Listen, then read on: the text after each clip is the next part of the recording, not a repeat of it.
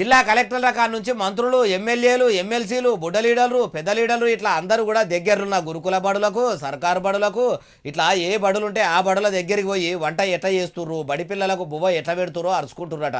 చేతులు కాలినాక ఆకులు పట్టుకున్నట్టు జరగవలసిన నష్టం జరిగిపోయినాక ఇప్పుడు సోయి తెచ్చుకొని ఇందిరమ్మ సర్కారు ఈ గురం చేసిందా? ఇది చూద్దాం పరి. అగో సంగారెడ్డి జిల్లా కలెక్టర్ వల్లూరి క్రాంతి మేడం ఇట్లా పటాన్చెరు మండలం ఇంద్రేశం ఊర్లో ఉన్న సర్కారు బడికి పోయి సౌలతులు ఎట్టెట్లా ఉన్నాయి ఏం కథ అని అన్ని ముచ్చట్లు అరుచుకున్నదట.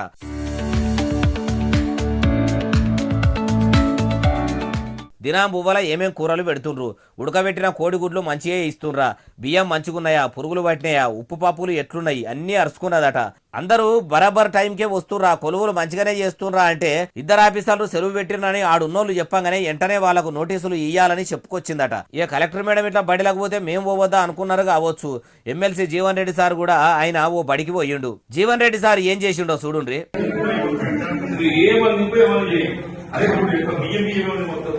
అగో బువ్వసక్క ఉడకలేదు, బియ్యమే ఉన్నది, ఇట్లనేనా వండేది? ఈ ఉడకని కూడు తింటే పిల్లలకు కడుపునయ్యదా, కక్కుడు బయలు పెట్టదా అని వంట చేసేటోళ్లను మంచిగానే మదలిచ్చుడు.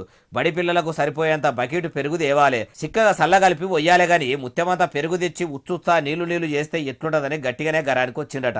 జీవన్ రెడ్డి సార్ పర్ఫార్మెన్స్ ఈడిట్లుంటే బస్సుల మంత్రి పొన్నం ప్రభాకర్ సార్ ఏమంటుండో ఈనుండ్రి.